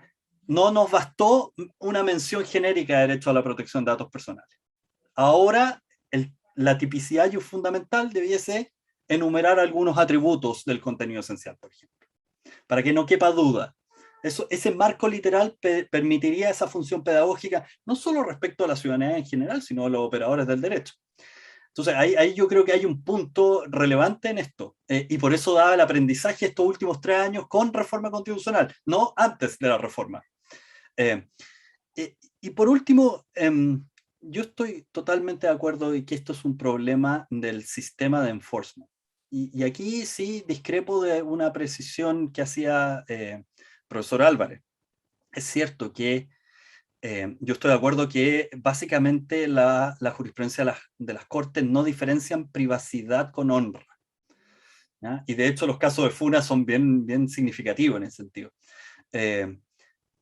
Pero, ¿por qué no hay esa distinción? Digamos, ¿por qué no hay jurisprudencia de privacidad diferenciado de datos personales y diferenciado de honra? Porque el sistema de enforcement es relevante. Cuando tú tienes una autoridad de control que saca guías, que hace capacitaciones, que difunde, que resuelve casos y que después llegan a los tribunales superiores de justicia, hay todo un aparataje de resolución de los problemas, de discusión previa, digamos, de procesamiento del conflicto jurídico. Por eso el derecho al olvido llegó a través del derecho a la protección de datos personales, porque primero actuó una agencia de protección de datos. ¿Ya? Si es el resultado bueno o malo es una cosa que se discute, pero es porque hubo un procesamiento, ¿te fijas? Lo mismo pasaría el día de mañana si tenemos un sistema con enforcement, con agencia, que hace estas cosas, que decide, que distingue oposición de cancelación, que le dice que tiene un derecho de solicitar la cancelación al que le está ofreciendo servicios jurídicos de datos que obtuvo en la web del Poder Judicial. Es distinto porque ahí la Corte empieza a verificar la legalidad de la decisión. Oigan, esto lo hemos visto en 11 años del Consejo para la Transparencia. El tipo de refinación en los casos de acceso a la información pública antes de tener una agencia de acceso a la información y después es obvio, es evidente. ¿Y por qué? Porque hay un procesamiento de esa información y de esas teorías. Quiero cerrar con una sola mención que hacía la profesora Saror, que me parece que es relevante, sobre todo desde el punto de vista de lo que hoy día se está discutiendo a partir del Ejecutivo. Creo que la sala máquina es muy relevante, no está bien mencionado en general en los documentos, no lo he visto en detalle y esto da para mucho más. Pero, por ejemplo, les voy a poner un solo ejemplo. Hoy día el Ejecutivo está llevando a cabo una consulta pública y un proceso de participación sobre sandboxes regulatorios, cajas de arena regulatorias, espacios o entornos se suponen seguros para la experimentación, la innovación, el desarrollo, con la flexibilización de requisitos, obligaciones, sanciones, etcétera, desde el punto de vista regulatorio. Esa es la idea de la caja de arena, que podamos dejar a unos niños jugando, pero vigiladamente. ¿Ya? No, uno no deja a los niños jugando en la arena y se va a tomar una cerveza, digamos. Eso sería bastante poco cuidadoso. Y fíjense, una de las cuestiones que no ha aparecido en esta discusión es si constitucionalmente hoy día se pueden activar cajas de arena regulatorias. Porque esto es una discusión en el derecho comparado. Esto puede afectar primero el principio de legalidad, o el principio de seguridad jurídica, o el principio de igualdad ante la ley. Eso es, por ejemplo, Sofía Ranchordas ha escrito mucho sobre esto, es parte de los debates y pareciera que no está hoy día en la discusión. Bueno, aquí hay una discusión de sala de máquinas. Debiese ser una materia de reserva de ley la autorización de flexibilización de requisitos regulatorios para la innovación tecnológica. ¿Cómo se debe hacer? ¿Cuáles deben ser los elementos para aquello? Porque queremos fomentar la innovación, pero queremos hacerlo de una forma segura, evaluando, viendo si hay afectaciones de derecho o no. Entonces, ¿quién tiene que estar a cargo? Ese tipo de elementos, si uno los pone en una reserva de ley, por ejemplo, claro, uno puede decir, ya, ok, así sí vamos a tener, y de hecho, en el derecho comparado, en algunos países se tuvo que hacer reformas constitucionales para autorizar este tipo de mecanismos de flexibilidad regulatoria. Aquí uno observa que la Constitución de 1980 en su sala de máquinas es extremadamente rígida para poder enfrentar una idea como las cajas de arena regulatoria, más allá de que sea buena o mala idea, insisto, más allá de qué evaluación tengamos de la política pública. Pero fíjense, una innovación en la implementación de una política pública como la reforma procesal penal, para que no afectara la igualdad ante la ley, supuso una disposición transitoria en la Constitución, una reforma constitucional. Entonces, yo lo primero que partiría diciendo es, ¿por qué la administración o el Poder Ejecutivo podría autorizar la exhibición de cumplimiento de requisitos regulatorios sin afectar la igualdad ante la ley y no tener respaldo constitucional? Esa es la primera pregunta que me haría desde el punto de vista constitucional. ¿Ya? ¿Queremos que tengan esa facultad? Bueno, es algo que podemos discutir en la sala de máquinas, digamos, en las reglas orgánicas de competencia, de procedimiento de la Constitución, a efectos de desarrollar el motor tecnológico, la innovación, la creatividad, etc. Entonces, esto es un ejemplo de una cuestión que puede ser un elemento en el catálogo de reserva de ley, sencillo de formular, que resolvería una discusión constitucional, que permitiría el desarrollo tecnológico en el marco de una política de inteligencia artificial, etcétera, etcétera, etcétera, pero que hoy día ni siquiera se han llegado a plantear por parte del Ejecutivo ni menos en la Academia Nacional. Entonces, ahí quiero mostrar cómo hay cuestiones que son relevantes desde el punto de vista del sistema del enforcement. Porque este tipo de cuestiones se hacen con autoridades de control, sea la autoridad financiera, las autoridades de protección de datos. Aquí no tenemos autoridad de protección de datos, tenemos una autoridad financiera reformada y en forma que podría conducir a algunos casos de caja de arena regulatorio, pero eso requiere reglas, requiere infraestructura normativa. Y eso es un punto, o sea, tenemos un momento privilegiado para discutir este tipo de cuestiones. Eso, muchas gracias. Muchas gracias, Pablo. Quería aprovechar, ya que estamos en la hora de cierre, de comentar algunas de las preguntas que se han hecho en el público. Hay una cuestión de, y conectándolo con lo que mencionaba Felipe, yo creo que la falta de formación es generalizada, no es solo los jueces. O sea, es el operador jurídico, el nivel de formación que tiene en esto. El centro lleva 30 años trabajando, han pasado muchos alumnos por acá, pero alguien hace poco me compartió los datos de un estudio que estaba intentando hacer para identificar cuánta gente ha pasado por un curso de esto. Y era anecdótico, no era relevante. O sea, si analizamos la cantidad de escuelas de derecho que tienen cursos de tecnología, la mayoría no tiene.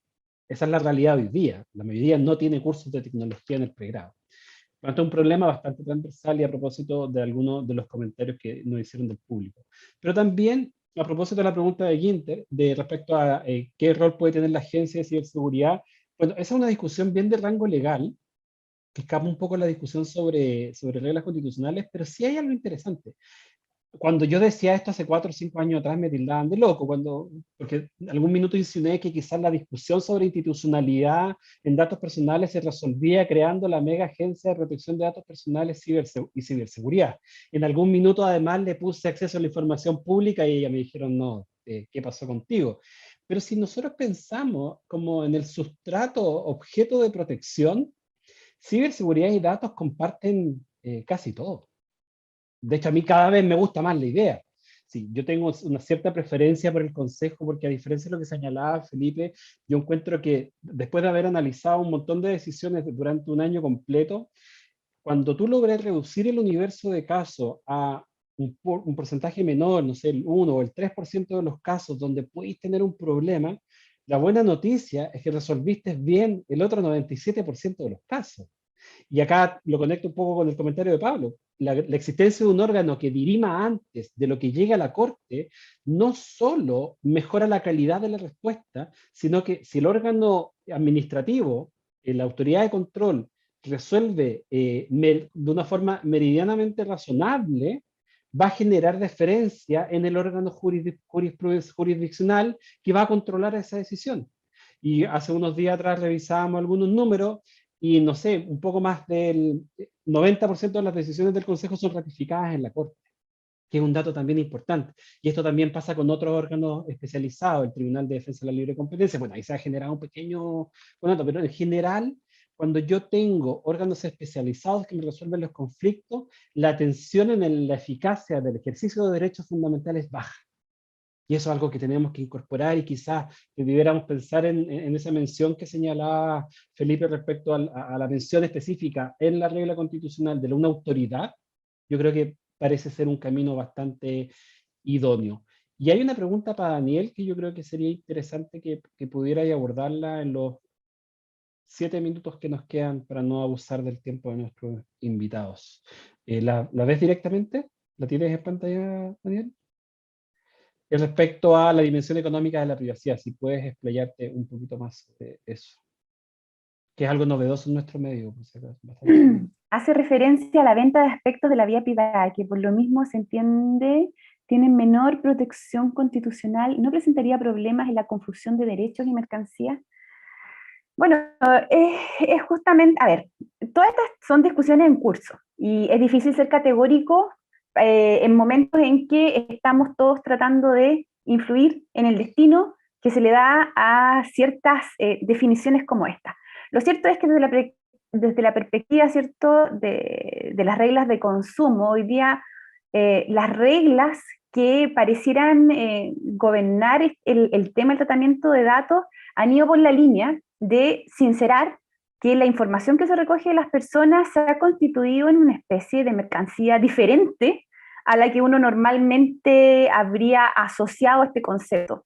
Y en ese sentido, la aparición de personajes como los brokers de datos dan buena cuenta de que se ha configurado un mercado con las mismas características como conceptuales de los mercados clásicos, que hacen recogida de datos, transferencia, mueven los datos entre distintos agentes que realizan distintos tratamientos sobre esa información que se ha recogido. ¿Qué pasa? Aquí quizá la explicación por eso no puede ser tan categórica, porque la manera de afrontar este tipo de fenómenos va a depender del lugar donde estemos, ¿ya? ¿Y qué quiero decir con esto? Si nosotros somos, por ejemplo, ciudadanos de la Unión Europea, es probable que tengamos mucho más dominio, control y transparencia sobre aquellos que están recogiendo nuestros datos, sobre el tipo de tratamiento que se está haciendo sobre ellos y del poder en términos absolutos que vamos a tener para controlar esa información. Es decir, la voluntad o el consentimiento que nosotros vamos a poder expresar frente a ese tipo de tratamientos va a ser mucho más intenso, por ejemplo, que el que tendríamos en lugares como Estados Unidos o Latinoamérica. Estoy pensando particularmente en Estados Unidos, donde los gremios justamente que hacen tratamiento de datos, estoy pensando en, por ejemplo, las grandes asociaciones de publicidad, han optado por sincerar la existencia de esta recogida y ofrecer micropagos a cambio, ¿cierto?, de un acceso a las compras de un determinado consumidor. Yo no conozco la dimensión de estos micropagos, pero lo cierto es que estas organizaciones, sin contar con las reglas que se tiene, por ejemplo, en el territorio europeo, han asumido que aquí hay una contraprestación donde alguien obtiene un beneficio y para legitimar este tratamiento le confieren al titular de la información una participación de esos beneficios a través de los micropagos, que recibirá tantas veces como tratamientos sobre sus datos se realicen. En lugares como América Latina, donde estas reglas están, donde son mucho menos explícitas, donde hay menos posibilidades de enforcement, como menciona el profesor Contreras, esto ocurre más bien como en la ley de la selva, digamos. No tenemos ni las garantías que ofrece el territorio europeo, ni la transparencia que hay en estados como California, por ejemplo, donde las reglas en materia de consumo online han sido mucho más explícitas en obligar, ¿cierto?, a explicitar este tipo de tratamientos. Y en ese sentido, hay un par de tendencias que no desde el ámbito jurídico, sino que desde el ámbito de la infraestructura tecnológica han ofrecido ciertas soluciones, como por ejemplo crear ciertas billeteras donde depositemos, ¿cierto?, toda la información personal de nuestras transacciones, de nuestras atenciones de salud, etcétera, y nosotros dispongamos a plena conciencia, ¿cierto?, cuando vamos a autorizar tratamientos sobre ellos. El problema de esas propuestas, sin embargo, es que finalmente estos datos siguen estando en poder de alguien diferente a su titular, ¿ya? Entonces, ¿quién custodia este guardián de los datos? Siguen siendo problemas propios del fenómeno del tratamiento de información en el ámbito tecnológico. Entonces, esa es un poco la explicación panorámica, pero que, como también digo, es difícil ser categórico para clausurar una discusión de la que, sobre todo en América Latina, somos espectadores aún. Muchas gracias, Daniel. Quiero agradecerle nuevamente a todos los expositores, a Felipe, Pablo, Daniel, por el foro. Yo creo que esta es una conversación que está partiendo. Nosotros vamos a compartir con ustedes no solo el video, sino que además una nueva versión del documento que tuvieron a la vista, porque nos interesa ir avanzando. Y yo estoy de acuerdo contigo, Felipe, esta es una discusión que tenemos que tener con texto en la mano. Porque podemos teorizar mucho, podemos intentar avanzar en múltiples sentidos, pero tal cual nos ha enseñado la experiencia legislativa, es más fácil discutir negociando las comas y las palabras que discutir negociando en abstracto, porque creo en principio que estamos todos meridianamente de acuerdo respecto a la necesidad de proteger constitucional estos valores que están detrás. La discusión creo que se va a plantear más bien en los términos en cómo hacemos efectiva esa protección, cómo la materializamos en una regla constitucional que recoja la experiencia, que se haga cargo de lo digital y que sea capaz de pervivir en el futuro la mayor cantidad de tiempo posible. Y eso, por supuesto, que redundará en la mejor protección de los derechos de las personas, que es una de las cuestiones que nos preocupa centralmente en la labor de investigación que realizamos desde la Universidad de Chile.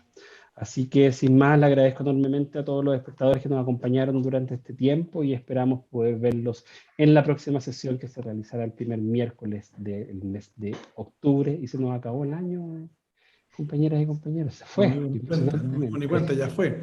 Oye, Daniel, yo quiero no solo agradecer la invitación, agradecer a Daniel y a Pablo por la participación, sino también dejar la puerta abierta. Yo creo que es súper importante, ojalá si estuvieran disponibles para poder participar activamente del debate en la constituyente, oye, sería súper bienvenido. Yo estoy armando un equipo de gente diversa para poder discutir esos temas y, como se decía, para poder discutir sobre un texto, que nos pongamos de acuerdo, ojalá, en un texto y lo podamos proponer, porque yo, al igual como en el Congreso, como bien decía Pablo, el problema no solo está en el enforcement, también lo tenemos en el Congreso, la falta de conocimiento de estas materias, y en la constituyente también. Y por tanto tenemos que ayudar, digamos, a que los que nos hemos dedicado a algo a este tema, digamos, podamos ayudar a facilitar el debate. Así que desde ya los dejo invitados. Después los voy a contactar para poder armar una reunión más particular. Así que muchas gracias. Muchas gracias a ti. Encantado. Totalmente disponibles a colaborar en el proceso. Súper, muchas gracias. Muchas gracias a todos. Buenas noches. Que tengan un buen término de semana. Chao, muchas gracias.